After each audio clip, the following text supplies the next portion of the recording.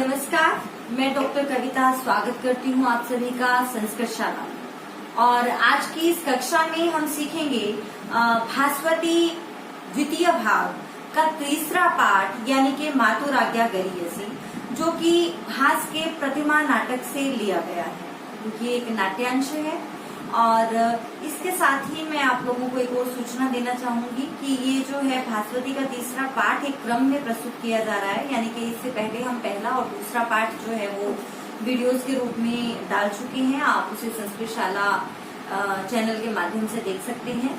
इसके साथ साथ अपठित गद्यांश और इसके साथ ही धातु रूप और शब्द रूप पर भी वीडियो अवेलेबल है। अगर आप देखना चाहें तो वो वहां संस्कृत शाला चैनल पर देख सकते हैं। और आगे भी हम जल्द ही आपके लिए लघु कथा, पत्र आदि पर जल्दी ही वीडियो लेकर आएंगे। तो अगर आपको हमारा चैनल पसंद आ रहा है, अगर आपको हमारा काम अच्छा लग रहा है, तो आप हमारे चैनल को सब्सक्राइब कर सकते हैं संस्कृत से संबंधित अनेक सामग्री को देखने के लिए। और अगर ये वीडियो अच्छी लगे तो आप इसे लाइक, शेयर या इस पर कमेंट भी कर सकते हैं। तो चलिए आरंभ करते हैं मातुराज्ञा गरीयसी।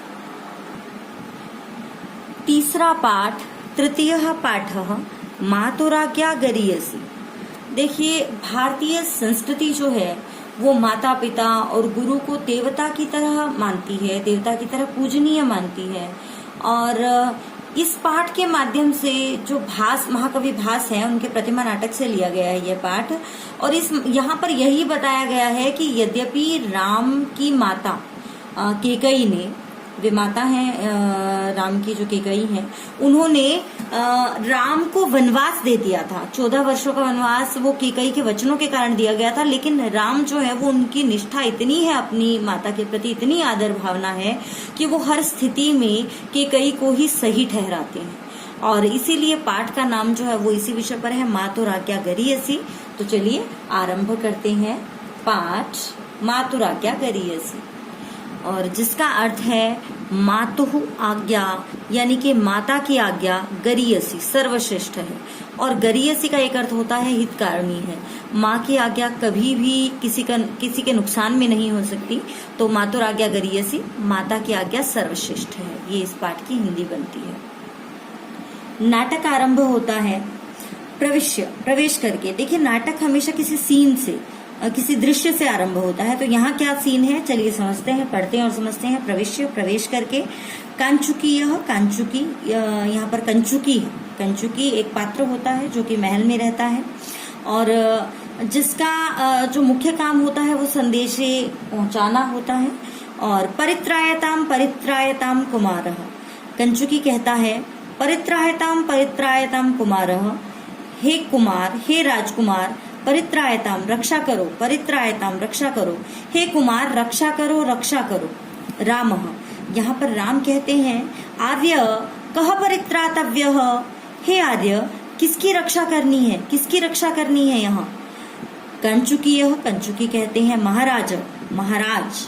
रामः, राम कहते हैं महाराजः इति, क्या महाराज। आर्य ननु वक्तव्यम, हे आर्य तो ऐसा कहना चाहिए, एक शरीर संक्षिप्ता पृथ्वी रक्षितव्येति। एक शरीर संक्षिप्ता, हे आर्य तो ऐसा कहिए कि एक शरीर में समाहित पृथ्वी की रक्षा करनी है। तो आपको ऐसा कहना चाहिए कि एक ही शरीर में सिमटी हुई पृथ्वी की रक्षा करनी है। अथ कुतः उत्पन्नो अयम दोषः, तो कहाँ से उत्पन्न हुआ यह दोष।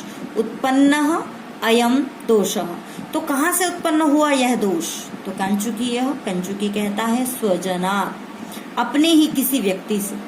राम स्वजनादिति, अपने ही किसी व्यक्ति से। हंत, हाय, नास्ति प्रतिकारः, इसका तो कोई प्रतिकार नहीं है, इसका तो कोई निवारण नहीं है, उपाय नहीं है। शरीरे अरिः प्रहरति हृदये स्वजनस्तथा कस्य स्वजन शब्दों में लज्जाम उत्पादयिष्यति।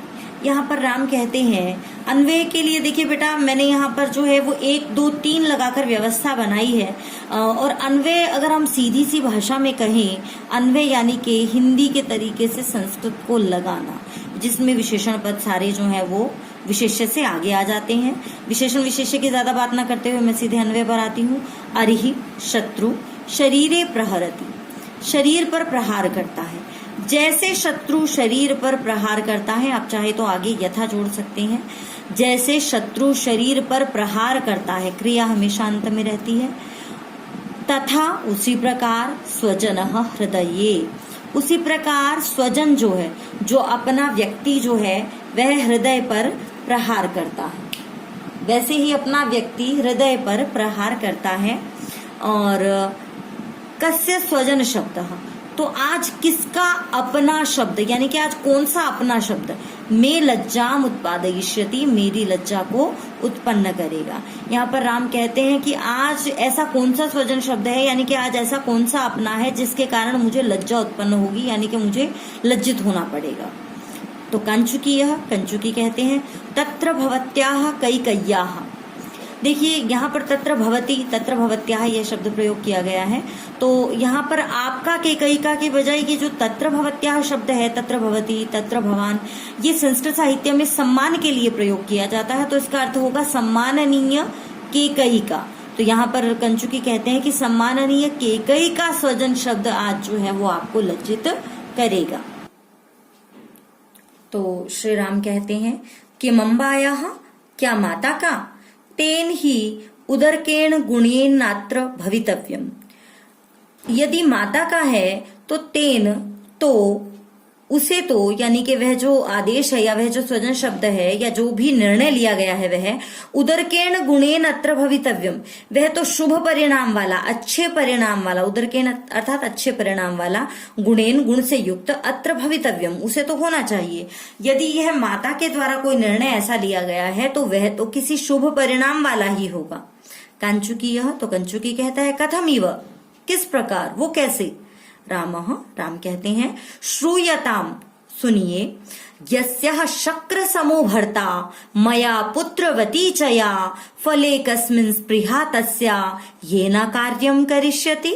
तो श्री राम कहते हैं यस्याः शक्र समः भर्ता, जिसका शक्र, शक्र यहाँ पर अर्थात इंद्र, समः समान, जिसका इंद्र के समान पति है, मया च या पुत्रवती, और मुझसे जो पुत्रवती है, अर्थात जिसका मेरे समान पुत्र है, इंद्र के समान पति है, मेरे समान पुत्र है, तस्याः कस्मिन् फले स्पृहा, उसकी किस फल में स्पृहा, इच्छा, उसकी किस फल में इच्छा होगी, ये न, जिस कारण से अकार्यम करिष्यति, जिस कारण से वह कोई बुरा कार्य करेंगी। देखिए यहाँ पर राम की श्रद्धा देखिए अपनी माता के प्रति। जैसे ही उसे पता लगता है कि माता का कोई निर्णय है तो वह कहता है कि निश्चित रूप से यहाँ पर कुछ अच्छा ही होगा, कुछ परिणाम युक्त ही होगा, अच्छे परिणाम वाला ही होगा, क्योंकि जिसका इंद्र के समान पति है, मेरे जैसा पुत्र है, उसकी किस फल में भला इच्छा हो सकती है जिसके कारण वह कोई बुरा काम करेंगी। तो निश्चित ही यहाँ कुछ अच्छा ही होगा। कंचुकी, तो कंचुकी कहता है कुमार, हे राजकुमार, अलम उपहतासु स्त्री बुद्धिषु स्वमार्जवम उपनिक्षेप्तुम। अलम, बस कीजिए, उपहतासु, क्षीण बुद्धि वाली, स्त्री बुद्धिषु, महिलाओं की बुद्धि में, स्वम आर्जवम उपनिक्षेप्तुम, अपनी सरलता रखना, यानी कि क्षीण बुद्धि वाली स्त्रियों में अपनी आर्जवम यानी कि सरलता, उपनिक्षेप्तुम रखना, अलम बंद कीजिए, आप अपनी सरलता को कुटिल महिलाओं की बुद्धि में मत रखिए, यानी कि अपनी सरलता से उसे मत ढकिए। तस्या एव खलु वचनात्, उसी के वचनों से, भवद अभिषेको निवृतः, आपका अभिषेक जो है, आपका जो राज्याभिषेक होना था वह निवृतः रोक दिया गया है। रामः, राम कहते हैं आर्य गुणाः खल्वत्र, तो राम कहते हैं अरे आर्य, गुणाः, गुण है, खलु निश्चय से, अत्र यहाँ पर, अरे यहाँ तो गुण है। तो कंचुकी, यह कंचुकी कहते हैं कथमिव, किस प्रकार। राम कहते हैं श्रूयताम, सुनिए। अब राम बताते हैं, देखिए राम किस प्रकार से अपने राज्याभिषेक को रोक दिए जाने में गुण किस प्रकार बताते हैं, बड़ा रोचक है और बड़ा ही मन को पवित्र प्रसन्न करने वाला है। देखते हैं।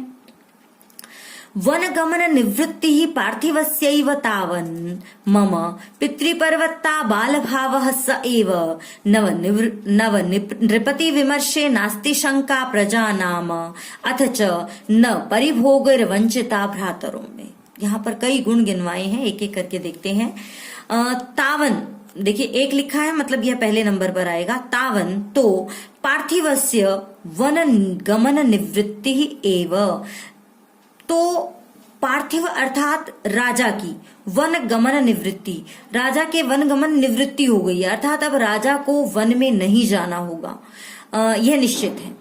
देखिए ऐसा प्राचीन काल में जब जो राजा महाराजा लोग हैं वो अपने पुत्र को राज्याभिषेक करके अपने पुत्र का और संन्यास आश्रम के तहत जो है वो जंगल में चले जाया करते थे। तो अब मेरा राज्याभिषेक नहीं होगा तो पिताजी जो है वो वन नहीं जाएंगे, ऐसा वो एक पहला गुण बताते हैं। फिर कहते हैं पितृपर्वत्ता, पिता के साये में, पितृपर्वत्ता पिता के साये में, पिता के अधिकार में।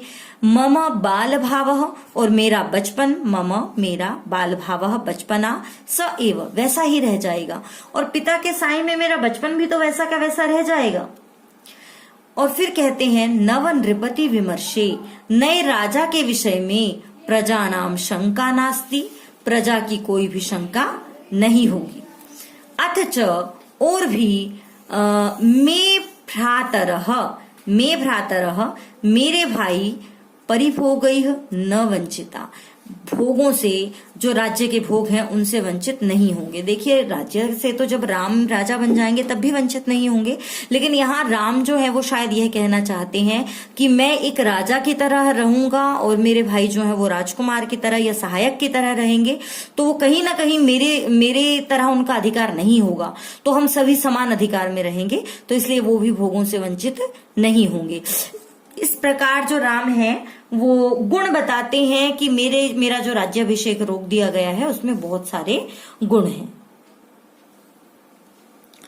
कांचुकीय, कंचुकी कहते हैं अथ च, और जो तया अनाहूतोपसृतया, देखिए यहाँ पर मैंने इस शब्द को अलग करके लिख दिया है, कुछ शब्द जो थोड़ा सा ज्यादा मुश्किल जिनकी संधि लगी वो मैंने खोल दिए हैं, उनको अलग अलग कर दिया है। तया अनाहूत उपसृतया, और जो उसने बिना बुलाए पास आकर, बिना बुलाए, तया उसके द्वारा, अनाहुत बिना बुलाए, उपसृतया समीप आकर, भरतो अभिषिच्यताम राज्ये, भरत का अभिषेक किया जाए राज्य पर।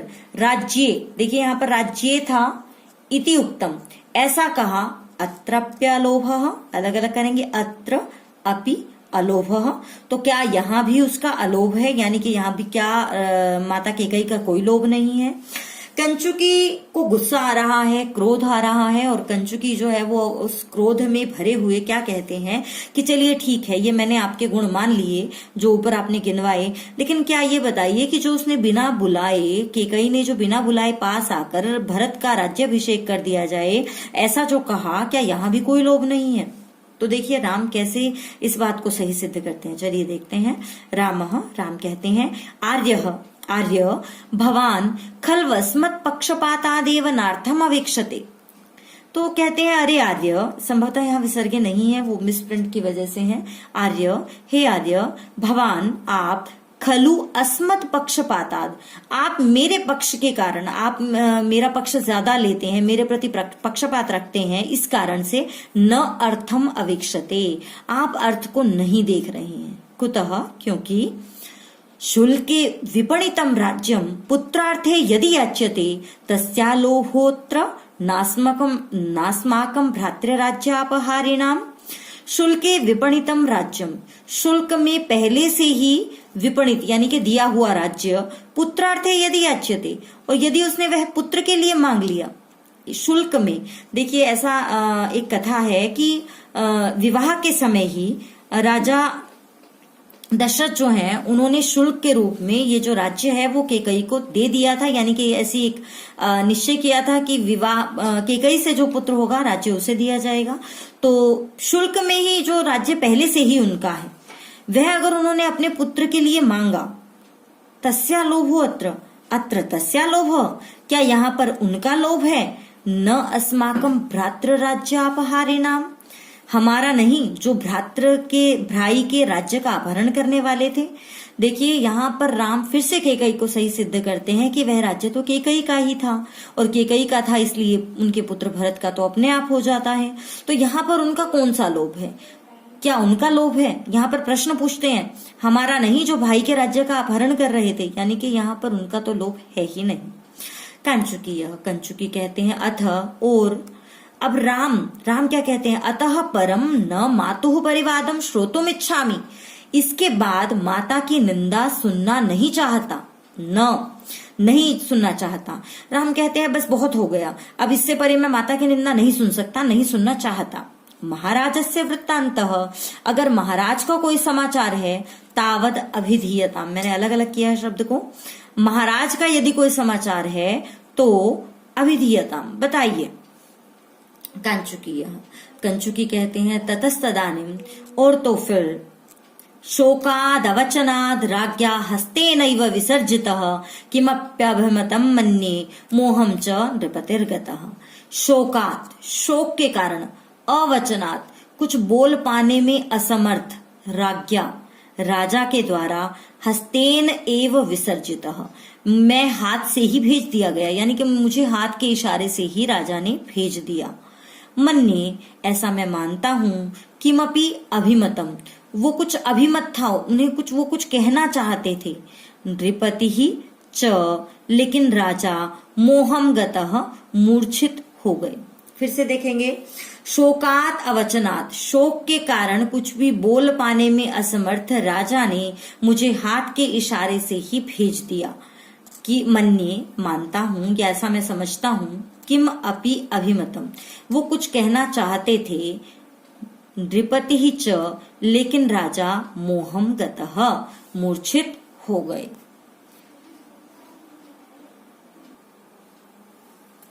राम कहते हैं कथम मोहम उपगतः, कैसे मूर्छित हो गए।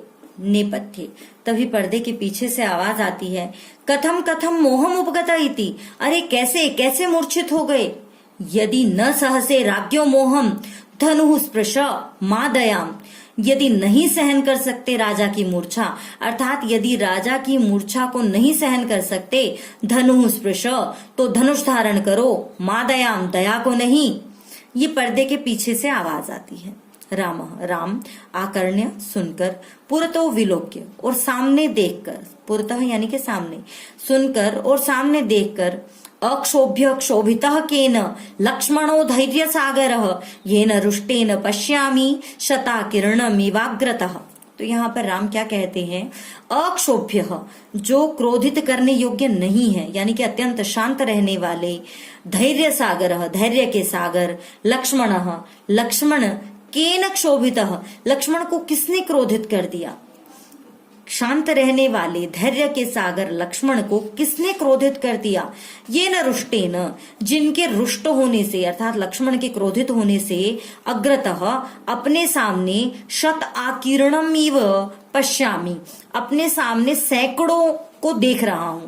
यानी कि लक्ष्मण अकेले जब क्रोधित है तो ऐसा लग रहा है मानो सैकड़ों क्रोधित लोग जो हैं वो सामने खड़े हों धनुष बाण लिए। ततः प्रविशति, और तब प्रवेश करते हैं, धनुर्बाण पाणिर लक्ष्मण, धनुष बाण हाथ में लिए हुए लक्ष्मण, पाणी यानी के हाथ, तब प्रवेश करते हैं धनुष बाण को हाथ में लिए हुए लक्ष्मण।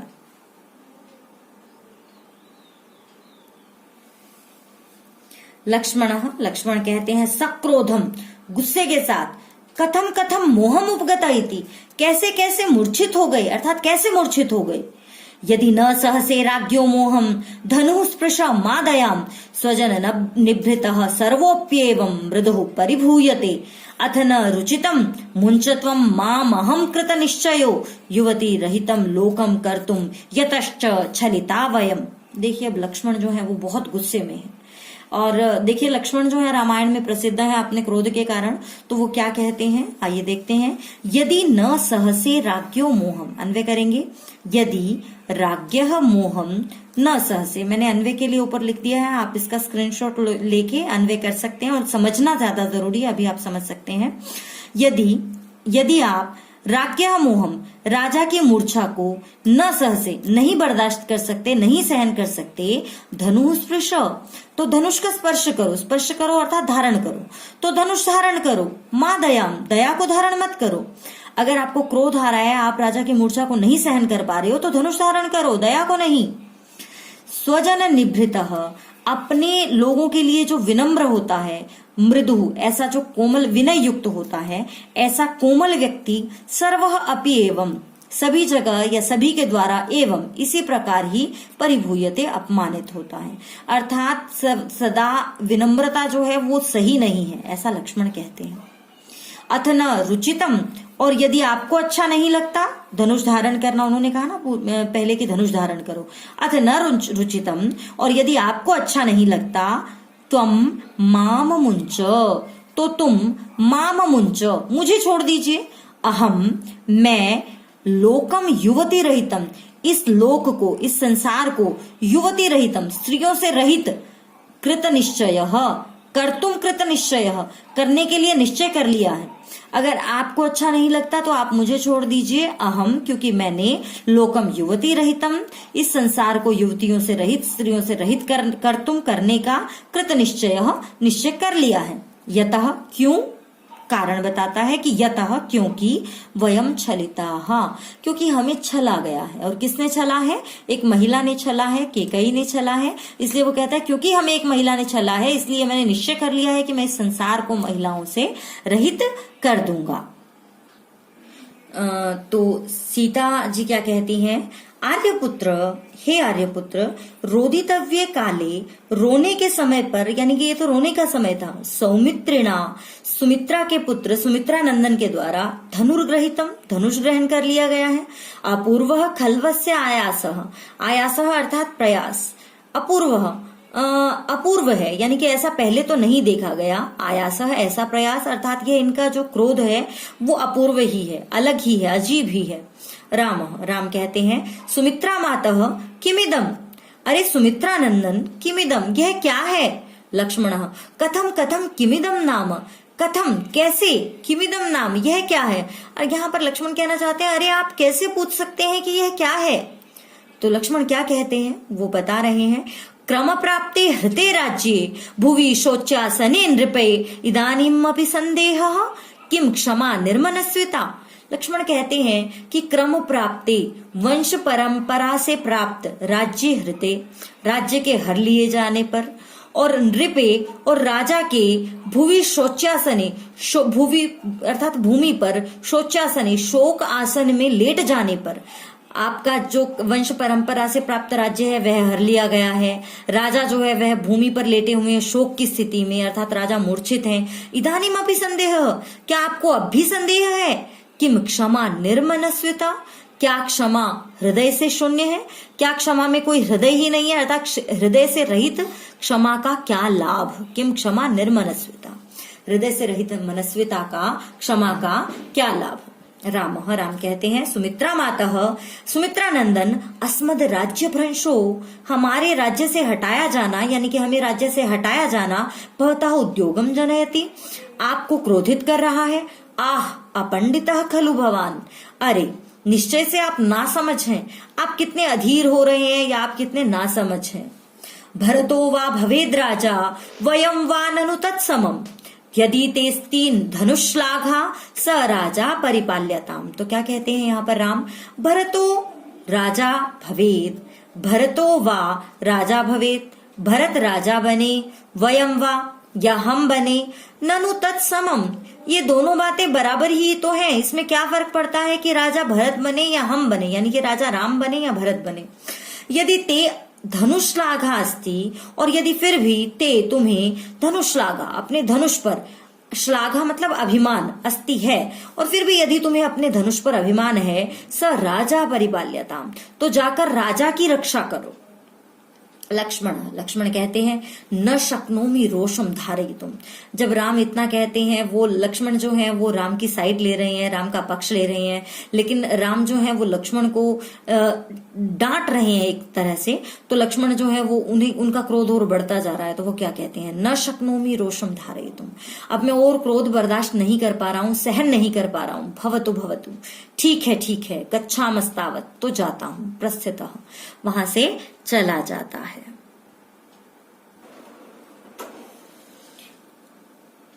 राम कहते हैं त्रैलोक्यम दग्धुकामेव ललाट पुट संस्थिता भ्रिकुटिर लक्ष्मणस्यैषा नियतिव व्यवस्थिता। देखिए यहाँ पर कुछ शब्दों को अलग करना थोड़ा जरूरी है, वो मैं कर रही हूँ। दग्धु कामा इव भ्रिकुटिः लक्ष्मणस्य एषा नियति इव। अब एक बार अन्वय के साथ देखते हैं। त्रैलोक्यम, तीनों लोगों को, दग्धु कामा इव, जलाने की इच्छा रखने वाली।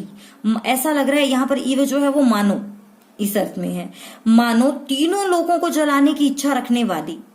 ललाट पुट संस्थिता, और मस्तक पर विराजमान, ललाट पर विराजमान, मस्तक पर विराजमान।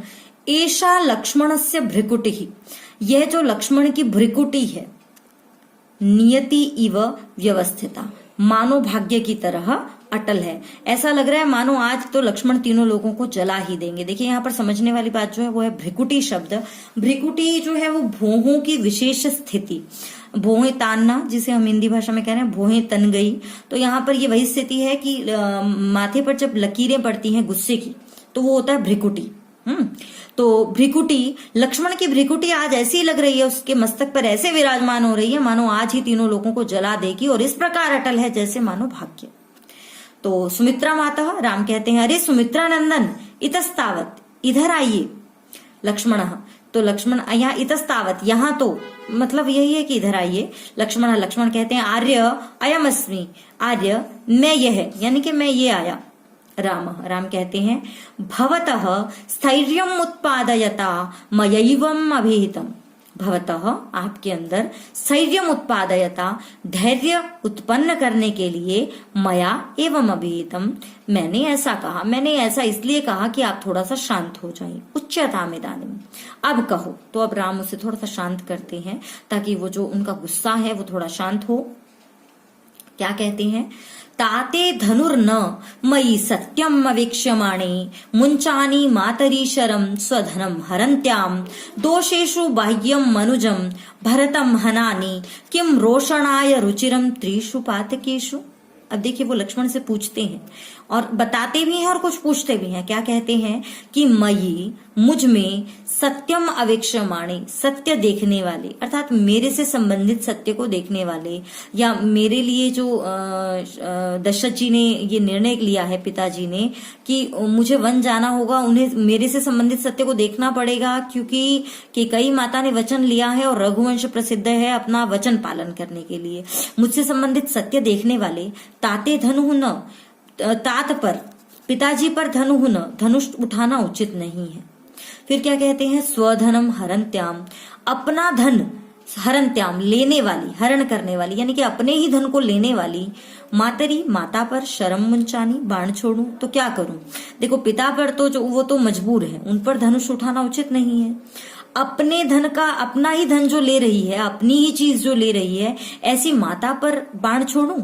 या दोषेषु बाह्यम, या दोषों से परे, जो किसी बात में शामिल ही नहीं है, दोषों से परे हैं, ऐसे। अनुजम, छोटे भाई, भरतम हनानी, भाई को मारूं। त्रिषु पातकेषु, तीनों पापों में से, रोषणाय, तुम्हारे क्रोध के लिए, किम रुचिरम, क्या सही है। तो वो पूछते हैं कि अच्छा तो अब ये बताओ कि ये 3 पाप हैं, पिता पर तो धनुष उठा नहीं सकता, तो क्या करूं। पिता पर धनुष उठाया जाए, माता पर जो कि अपना ही धन ले रही है, अपना ही राज्य जो उसी का है, वही राज्य अगर मांगा है उस पर धनुष उठाऊं, या जो कोई किसी दोष में है ही नहीं, दोषों से परे जो भरत है उसको मारूं। तो तुम्हारे गुस्से के लिए क्या किया जाए, तुम्हारे गुस्से के लिए क्या अच्छा है, क्या रुचि है। पातकेशु, इन 3 पापों में से, साथ में ये भी बता दिया है कि ये 3 पाप हैं, तो आप गुस्सा मत कीजिए। तो तो लक्ष्मण कहते हैं सवाष्पम, अब आंखों में आंसू लेकर, गुस्सा तो जो था उनका वो आंसुओं में बदल गया और वो कहते हैं हाय धिक्कार है। अस्मान अविज्ञाय उपालभसे, अलग अलग करेंगे, अस्मान अविज्ञाय उपालभसे, अस्मान हमें, अविज्ञाय बिना जाने ही, उपालभ से उलाहना दे रहे हो। अब वो राम से कहते हैं, थोड़ी सी उन्हें जो है वो कंप्लेंट है, तो वो क्या कहते हैं, शिकायत करते हैं अपनी कि अरे धिक्कार है, आप तो हमें बिना जाने ही उलाहना दे रहे हो। यत् कृते महती क्लेशे राज्ये में न मनोरथः वर्षाणि किल वस्तव्यम चतुर्दश वने त्वया। तो लक्ष्मण अब अपने हृदय की बात बताते हैं। क्या कहते हैं लक्ष्मण, यत् कृते महती क्लेशे राज्ये में न मनोरथः वर्षाणि किल वस्तव्यम चतुर्दश वने त्वया। वो बताते हैं कि जिसके लिए इतना क्लेश है, इतना झगड़ा है, ऐसे राज्य में मनोरथः न, मेरी कोई इच्छा नहीं है, मेरा कोई मनोरथ नहीं है, त्वया लेकिन तुम्हें, किल निश्चित रूप से, चतुर्दश वर्षाणी 14 वर्षों तक वने वस्तव्यम, वन में रहना होगा। वो अपने हृदय की स्थिति बताते हैं कि ये मेरी राज्य में कोई इच्छा नहीं है, मेरी राज्य में कोई चाह नहीं है, लेकिन आपको जो 14 वर्ष वन में रहना होगा वो तो सत्य है, उसके लिए लक्ष्मण जो है वो परेशान है। तो यहाँ श्री राम कहते हैं अत्र मोहम उपगतस् तत्र भवान, अत्र यहाँ इसी विषय में तो मोहम उपगतः मूर्छित हो गए हैं, तत्र भवान सम्माननीय। तो यहाँ राम कहते हैं अरे इसी विषय में तो मूर्छित हो गए हैं सम्माननीय राजा, अर्थात पिता श्री दशरथ जो हैं वो इसी विषय के कारण तो मूर्छित हो गए हैं। हंत हाय निवेदितम अप्रभुत्वम, उन्होंने अपना असमर्थ्य जता दिया, वो कितने असमर्थ हैं इस विषय में, वो मूर्छित इसी कारण तो हुए हैं, तो उन्होंने तो अपना असमर्थ्य दिखा दिया है, असामर्थ्य उनका दिखाई दे रहा है। मैथिली तो वो कहते हैं हे सीता, मंगलार्थे अनया दत्तान वल्कलास्तावदानय करोम्यन्यैर्नृपैर्धर्मम नैव वाप्तम नोपपादितम। तो यहाँ पर श्री राम देखिए क्या कहते हैं, ये कहते हैं कि तावत तो मंगलार्थे अनया दत्तान, मंगल कार्य के लिए अनया दत्तान, इसके द्वारा दिए गए वल्कलान, वल्कलों को अर्थात वल्कल वस्त्रों को, ये वनवास के लिए जो वस्त्र होते हैं उन्हें वल्कल वस्त्र कहा जाता है, वल्कल वस्त्रों को आनय ले आओ। तो वो सीता से कहते हैं, देखिए यहाँ पे इसके बीच का प्रसंग जो है वो यहाँ नहीं दिया गया है, लेकिन इसके बीच का प्रसंग मैं थोड़ा सा आपको बता देती हूँ। अवदातिका नाम की दासी जो है वो एक मंगल कार्य के लिए वल्कल वस्त्रों को लेकर आई थी। तो यहाँ पर अवदातिका की बात कर रहे हैं श्री राम की, इसके द्वारा दिए गए मंगल कार्य के लिए दिए गए जो वल्कल वस्त्र थे, जो वनवासी वस्त्र थे, उनको ले आओ। तो क्या कहते हैं श्री राम, अन्यैह नृपैः, दूसरे राजाओं के द्वारा, नैव आप्तम, न तो प्राप्त किए गए, न उपपादितम, और न ही अभी तक किए गए, धर्मम करोमि, धर्म को करूंगा। ले आओ उन वल्कल वस्त्रों को, ले आओ, मुझे ऐसे धर्म को करना है, ऐसे धर्म को करना है जिसे न तो आज तक किसी राजा को वह धर्म प्राप्त हुआ है और न ही किसी राजा ने किया है, तो वैसा धर्म मुझे अब करना है। देखिए यहाँ पर शब्द दो मैंने अलग किए हैं, वल्क इसका न हो जाएगा वल्कलान जमा तावत जमा आनय, और एक शब्द था करोम्यन्यर नृपैर धर्मम, करोमि अन्यैः नृपैः धर्मम। ये तो सीता कहती है गृहणात्व आर्यपुत्र, सीता कहती है कि गृहणातु, ग्रहण कीजिए, आर्यपुत्र इसे ग्रहण करें। राम कहते हैं मैथिली किम व्यवसितम, हे सीते क्या विचार है। सीता ननु सहधर्मचारिणी खलवहम, मैं तो आपकी सहधर्मचारिणी हूँ, अर्थात मैं तो आपके साथ चलने वाली हूँ हमेशा। राम मयैकाकिना किल गंतव्यम, यहाँ पर राम कहते हैं मया, मुझे तो एकाकिना अकेले ही, गंतव्यम जाना है, किल निश्चय से, मुझे तो निश्चय से अकेले ही जाना है। सीता अतोनु खलवनु गच्छामि, तो यहाँ सीता जी कहती हैं कि अरे इसीलिए तो खलु निश्चय से, अनुगच्छामि मैं आपके पीछे जाऊंगी, आप अकेले जाइए मैं तो आपके पीछे जाऊंगी। राम, बहुत सुंदर संवाद है श्री राम और सीता मैया का, आप भी सुनिए और आनंद लीजिए। तो क्या कहते हैं राम, खलु वने खलु वस्तव्यम, वन में रहना होगा निश्चित से, तो सीता कहती हैं तत्खलु में प्रसादः। यहाँ पर ये जो खलु शब्द का प्रयोग है हर बार निश्चय के लिए ही नहीं, ये एक बात करने की शैली भी होती है। तो वो कहती है, सीता कहती है कि तत्खलु में प्रासादः, अरे जंगल वो तो मेरे लिए प्रासाद होगा, राजमहल के समान होगा। तो राम कहते हैं कि राम कहते हैं श्वश्रु श्वशुर शुश्रूषापि च ते निर्वर्तयितव्या। तो कहते हैं श्वश्रु यानी कि सास, श्वशुर ससुर, शुश्रूषा सेवा, सास और ससुर की सेवा भी तो ते निर्वर्तयितव्या, तुम्हें करनी है, तुम्हें सास ससुर की सेवा भी तो करनी है। तो सीता जी कहती हैं एनाम उद्देश्य, इसको उद्देश्य करके यानी कि इसके निमित्त देवता नाम प्रणाम क्रियते, मैं देवताओं को प्रणाम करती हूँ, अर्थात मैं पहले से ही क्षमा प्रार्थी हूँ, देवताओं को प्रणाम करती हूँ कि वे मेरे इस अपराध को क्षमा करें, क्योंकि मुझे सास ससुर की सेवा भी करनी है, यह उनका भाव है। तो लक्ष्मण, तो राम जो है वो लक्ष्मण से कहते हैं लक्ष्मण वार्यतामियम, लक्ष्मण वार्यताम, इसे रोकिए, इसे ऐसा करने से रोकिए। तो लक्ष्मण कहते हैं आर्य, हे आर्य नोत्सहे, मैं उत्साह नहीं कर सकता, मैं ऐसा नहीं कर सकता, श्लाघनीय काले, इस प्रशंसनीय समय पर वारयितुम अत्र भवति, रोकना सम्माननीय को, अर्थात इस प्रशंसनीय समय पर माता सीता, अत्र भवति वही सम्मान के लिए, सम्माननीय सीता को रोकने का मैं उत्साह नहीं कर सकता, मैं दुस्साहस नहीं कर सकता। यहाँ पर लक्ष्मण कहते हैं कि यह तो इनका अधिकार है और इस प्रशंसनीय समय में मैं इनको रोकने का दुस्साहस नहीं कर सकता।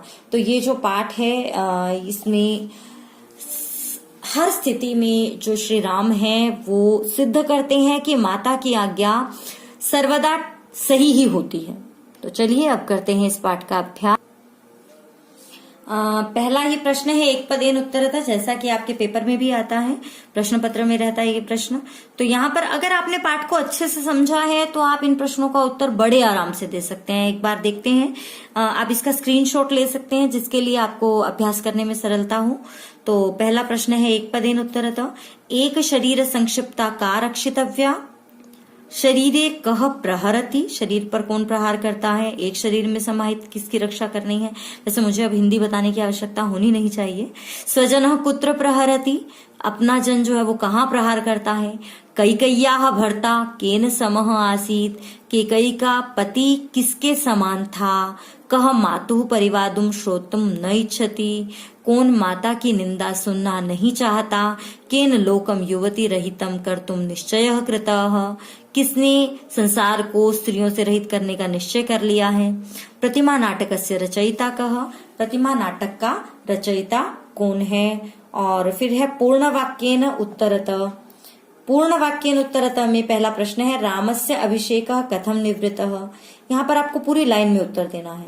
राम का अभिषेक कैसे रोक दिया गया या क्यों रोक दिया गया। दशरथस्य मोहम श्रुत्वा, दशरथ की मूर्छा को सुनकर लक्ष्मणेन रोषेण किम उक्तम, लक्ष्मण ने गुस्से में क्या कहा।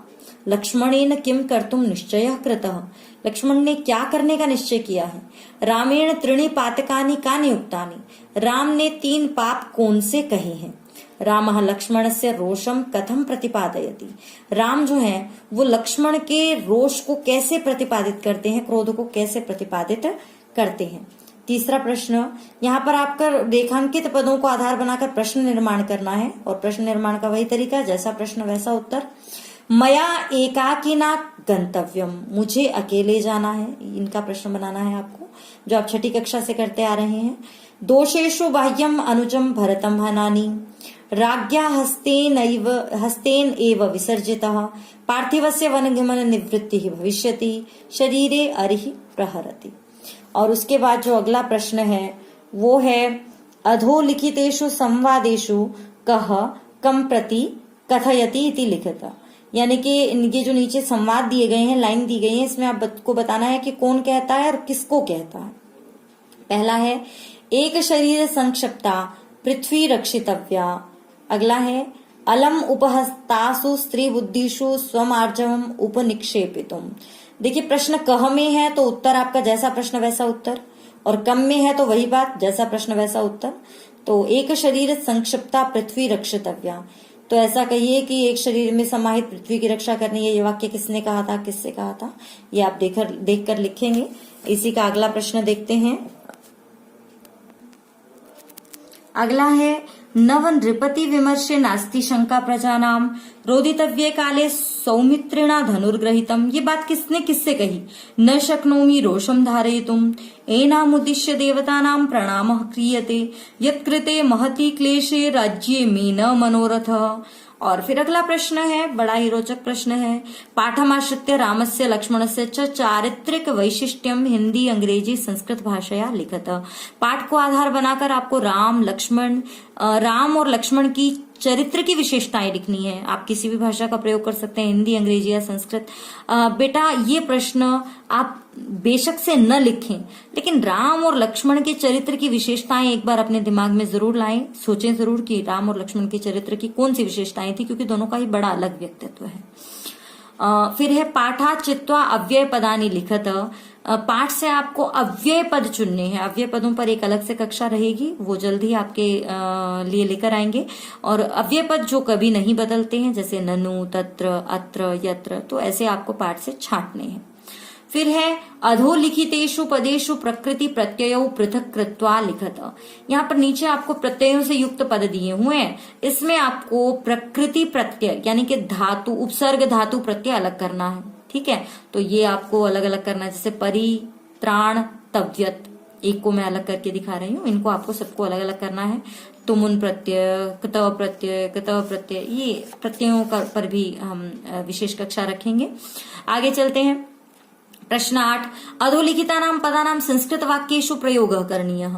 ये बड़ा मजेदार प्रश्न है, इसमें आपको संस्कृत वाक्यों में प्रयोग करना है। सही गलत बात की बात है, पहले आप प्रयोग कीजिए। ठीक है, और आपको कहीं पर भी किसी प्रश्न के उत्तर में कोई शंका है तो आप कमेंट बॉक्स में पूछ सकते हैं। और अब हम चलते हैं अपने 9वें प्रश्न की तरफ। अधोलिखितानां स्वभाषया भावार्थम लिखत। अधोलिखित पदों का अपनी भाषा में भावार्थ लिखना है। शरीरे अरिहि प्रहरति हृदये स्वजनस्तथा नव नृपति विमर्शे नास्ति शंका प्रजानाम यदि न सहसे राज्ञो मोहम धनुस्पृशमादयाम यत्कृते महति क्लेशे राज्ये में न मनोर्थ। इनका भावार्थ आपको लिखना है।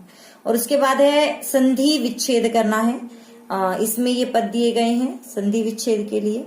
रक्षितव्येति गुणेनात्र शरीरे अरिहि स्वजनस्तथा येन कार्यम खल्वस्मत् किमप्याभिमतम हस्तेनैव दग्धुकामीव। और ये हमारा पाठ, ये आप स्क्रीनशॉट ले सकते हैं बेटा इसका। संधि इसकी जरूर करें, पेपर में पूछी जाती है। और इसके साथ ही हमारा पाठ जो है वो समाप्त होता है। आज हमने देखा कि श्री राम जो कि आदर्श पुरुष हैं, उन्होंने किस प्रकार हर स्थिति में अपनी माँ की जो बात है उसको सही ठहराया, न केवल ठहराया, उसका पालन भी किया। तो इससे हमें बहुत कुछ सीखने को मिलता है। अगर इससे कुछ ऐसा जो आपके दिल को छुआ तो आप अपने भाव जो है वो कमेंट बॉक्स में लिखकर शेयर कर सकते हैं। और यदि हमारी ये वीडियो आपको अच्छी लगी तो आप लाइक, सब्सक्राइब और इस वीडियो को शेयर कर सकते हैं, हमारा उत्साह बढ़ा सकते हैं। और इस वीडियो को देखने के लिए आपका बहुत बहुत धन्यवाद।